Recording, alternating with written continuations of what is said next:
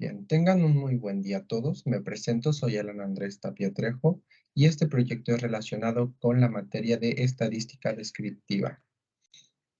Bien, para precisar, he de mencionar que la estadística es la rama de las matemáticas que se encarga de la recolección, la organización, tabulación, presentación y reducción de la información. Teniendo esto aclarado, ¿puede existir una relación entre la criminología y la estadística? La respuesta es sí. Existe esta combinación de ciencias y se le conoce como estadística criminal, y se refiere al conjunto de datos numéricos sobre crímenes y criminales extraídos del registro de organismos oficiales. Entonces, entendemos que la aplicación de la estadística criminal puede estar relacionado principalmente en el número de delitos cometidos durante un cierto tiempo. Y a través de este mismo mecanismo, el tema que voy a hablar y el tema que voy a abordar para este proyecto es acerca del feminicidio. A primera vista podemos observar que hacemos referencia a datos no agrupados, encontrando los 10 estados con mayor índice de feminicidios en todo México durante el mes de junio en el año 2021. También podemos observar que esto es una variable cualitativa ordinal y podemos identificar que los estados son los datos que vamos a trabajar y el número de víctimas lo vamos a considerar como la frecuencia. Y a través de esta frecuencia podemos identificar a la frecuencia real, la frecuencia relativa, la frecuencia porcentual, la frecuencia acumulada y el ángulo central. Que todas estas frecuencias son el exponer la información de manera diferente, como la frecuencia porcentual, que nos va a representar la información con porcentajes, o la acumulada, que nos va a presentar toda la información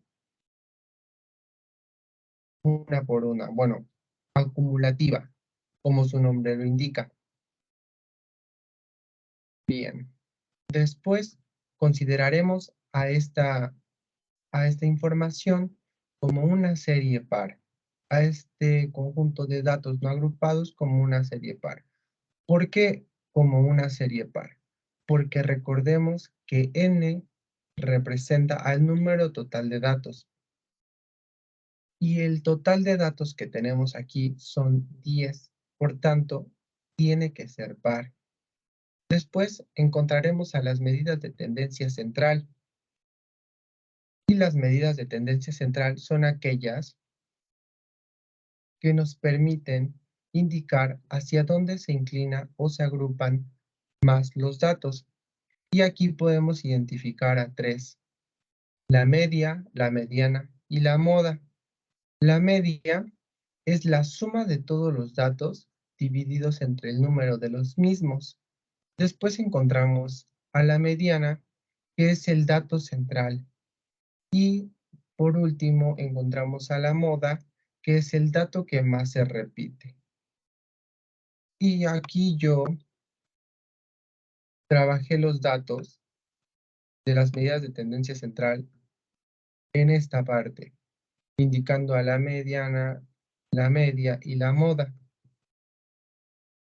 Ahora bien, para hacerlo de manera más sencilla, utilicé funciones como la función de promedio, y el promedio lo vamos a determinar tomando en consideración la frecuencia real. Una vez hecho esto, nos tendrá que dar la media, que en mi caso fue 4.6. Después trabajamos la mediana, y la mediana se debe considerar identificar cuál está a la mitad. Y esto, aquí hay algo muy importante, que es, depende del número de n, si es par o impar, se va a trabajar de manera diferente. En nuestro caso fue una serie par, por tanto debemos ocupar dos posiciones. Entonces, al identificar estas dos posiciones, lo único que tenemos que hacer es sumarlas y luego dividirlas entre 2. Y a mí me dio un resultado de 4, marcando como mediana el número 4. Y después la moda.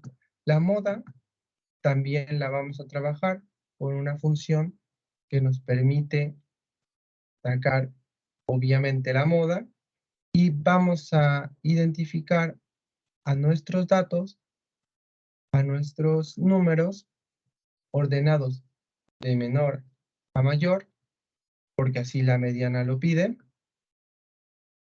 y nos daremos cuenta de que el número que más se repite es 3, con 3 posiciones. Si se dan cuenta, como la cantidad de datos o la cantidad de números es muy poquita, podemos identificar que 3 es el que ocupa más posiciones en estos.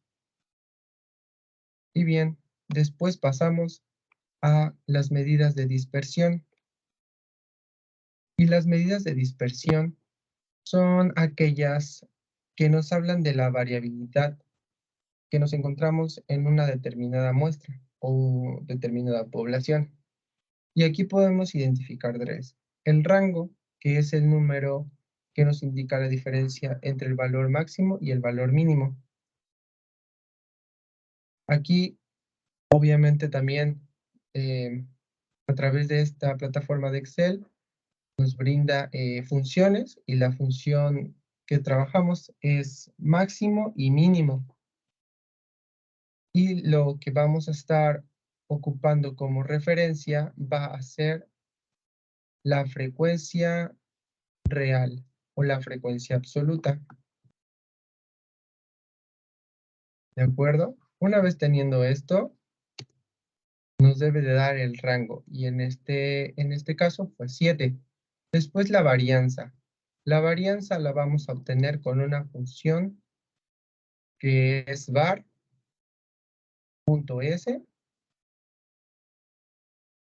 y vamos a identificar los datos que tenemos aquí de la mediana.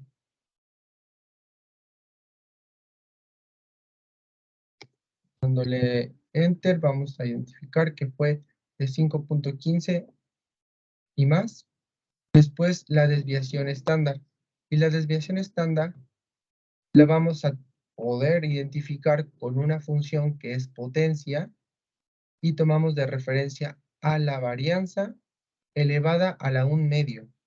Y esto nos dará como resultado nuestra desviación estándar, que fue de 2.270 y fracción.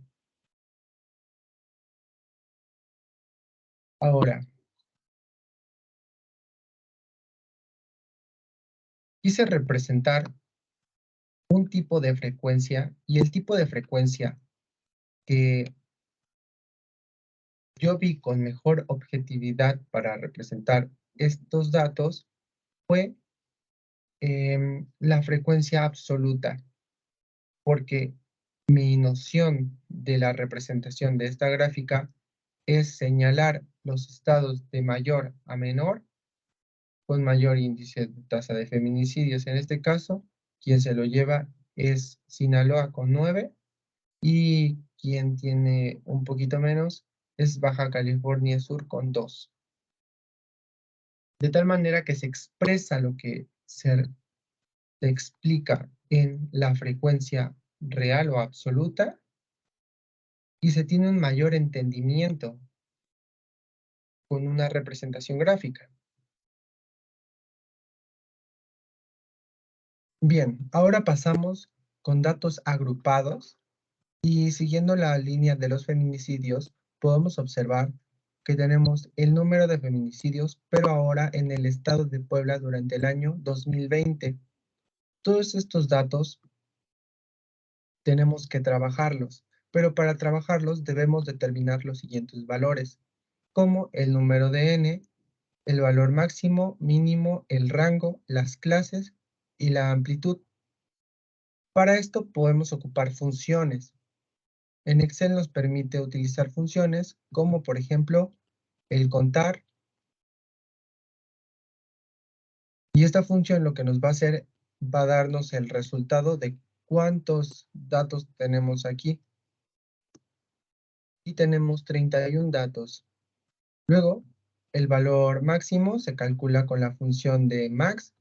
Se seleccionan los valores o los datos y se le da enter. Luego el valor mínimo con la función de min. El rango se calcula con la resta del valor máximo menos el valor mínimo. Nos da un resultado de 11. Y luego el número de clases. Aquí las clases nos estaría estableciendo bajo la regla de Sturgeon, que nos marca que se debe de trabajar 1 más 3.322 por el logaritmo de n. Teniendo esto claro, le damos Enter y nos da 5.95 y continúa la cifra. Pero para esto podemos ocupar, o lo que nos marca la regla, es ocupar un número entero, pero impar. Entonces, bien se puede dejar con 5 o bien podemos subirlo a 7. Para esta actividad y mejor desarrollo de esta, yo lo quise dejar en 7. Luego continuamos con la amplitud. La amplitud nos marca que debe de ser el rango entre el número de clases. Entonces, al darnos este resultado, debemos seguir trabajando con números enteros, pero bien lo podemos dejar en 1 o podemos subirlo a 2. Yo lo quise dejar en 2 para establecer así mi amplitud. Después pasamos a los intervalos y a mi tabla de frecuencia.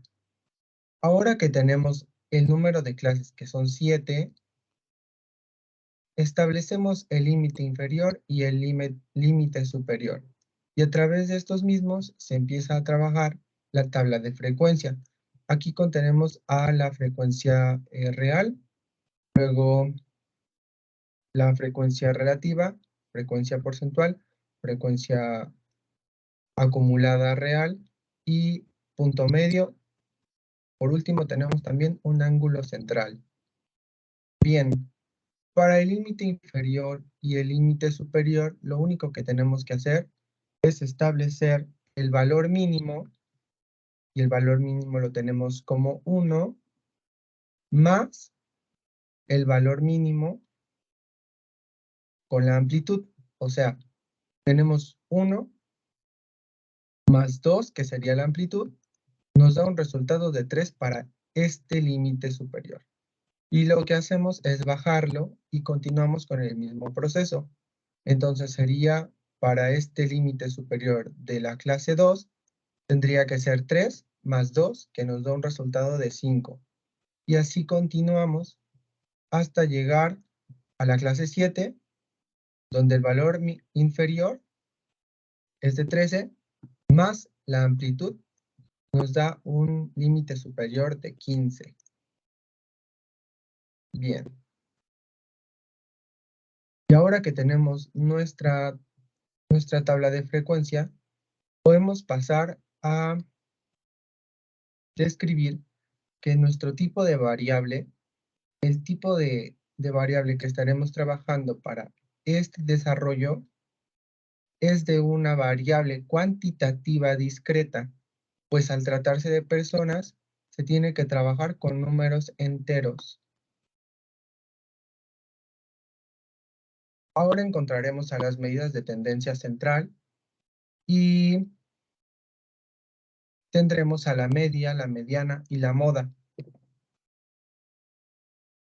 en donde la media, para trabajarla y para que nos dé un resultado, debemos de hacerlo de manera manual. ¿Y cómo se realiza de manera manual? Bien, nosotros tenemos que ubicar al punto medio de la primera clase por FI de la primera clase más el punto medio de la segunda clase por FI de la segunda clase más, así continuamos hasta terminar las 7 clases Y después de eso, debemos dividirlos entre el número total de datos, que sería 31. Y al darle Enter, nos encontramos con el resultado de la media.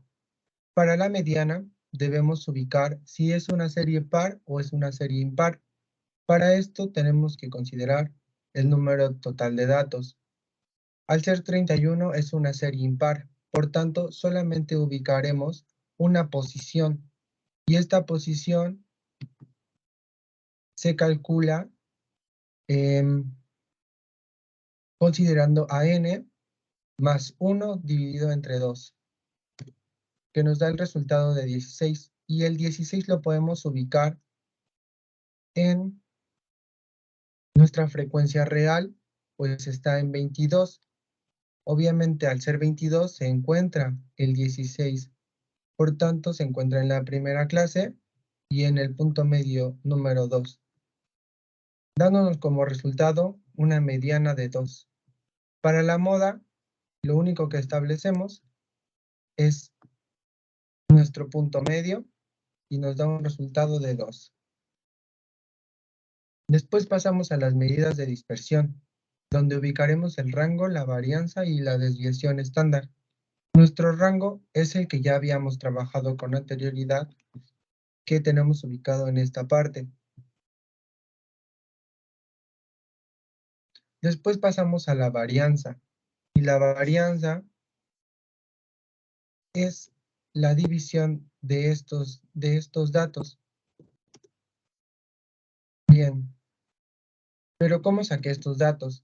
Lo hice de manera manual, pues así se solicita, y lo único que tenemos que hacer aquí es FI de la primera clase por la potencia, y la potencia va a ser de el punto medio de nuestra primera clase menos la media elevado al cuadrado. Esto es solamente una parte que se va a sumar a FI de la segunda clase por la potencia del punto medio de la clase 2 menos la media elevado al cuadrado. Más, y así continuamos todo lo que tenemos de las 7 clases, y le damos Enter.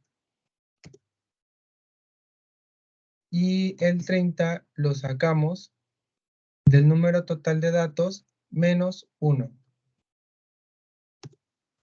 Al hacer esto, tenemos ya nuestros resultados para hacer una división. Como aquí ya lo tenemos, solamente le damos Enter y es nuestro resultado de nuestra varianza. Y nuestra desviación estándar la tenemos contemplada de la siguiente manera. Y aquí se puede aplicar una función que es igual a potencia de nuestra varianza elevada a la 1/2. Entonces, al realizar esto, lo podemos encontrar dándonos un resultado de 1.989. Y bien, aquí podemos encontrar una gráfica, y esta gráfica es una gráfica de ojivas, donde establezco los feminicidios en el estado de Puebla registrados durante el 2020. Y aquí tenemos nuestras 7 clases, y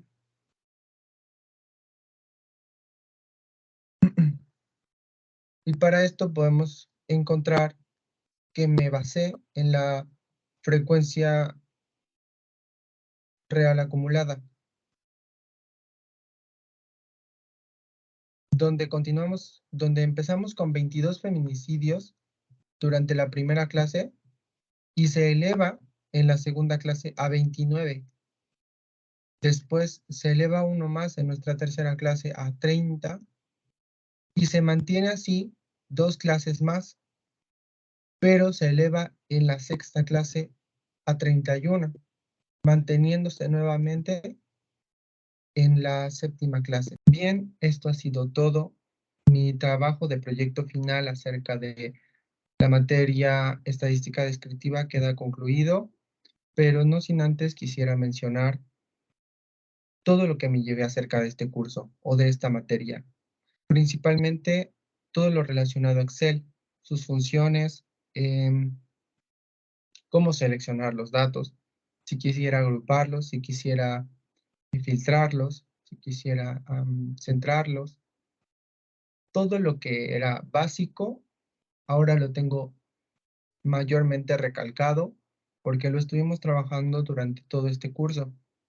También, por sí sola la materia de estadística o la rama de estadística es muchísimo, muy amplia. Y esto tiene que ver con la relación en criminología. La criminología nos puede ayudar tanto en estadística como en muchísimas áreas, pero dentro de una sociedad es importante reconocer cuáles son los datos con mayor índice, cuáles son los delitos con mayor frecuencia, cuáles son las zonas con mayor índice delictivo y a través de eso crear planes de acción. Y si los planes de acción son correctos y llevados a cabo de manera correcta, podemos establecer un beneficio para la sociedad y podemos empezar a bajar esas cifras tan altas de delincuencia. Éticamente también me llevo muchas cosas que aprendí de la profesora, como por ejemplo el esmerarse en hacer los trabajos. Me di cuenta que sí o sí revisaba todos los trabajos. Entonces siento yo que eso es muy profesional de su parte y es un claro ejemplo a seguir para mí. Em, Otra cosa es presentar información de manera diferente. Por ejemplo, los conceptos que tenemos acerca de una variable los podemos expresar em, por diferentes mecanismos, como por ejemplo la frecuencia porcentual, que para mí la frecuencia porcentual o la frecuencia absoluta considero yo que son los que más se ocupan. Y los porcentajes son importantes y siento yo que son más efectivos para que la gente cree conciencia de una manera más rápida. Pues cuando te dicen 80 personas, tu, tu cerebro no lo clasifica ni lo cuantifica de manera rápida. Pero si te dicen un 25%, de manera inmediata, tu cerebro lo fracciona, tu cerebro lo divide en porcentajes y lo vuelve más entendible. Por tanto, quiero agradecer todo su tiempo, todo su esfuerzo y en serio me llevé muchas cosas de aquí. Gracias.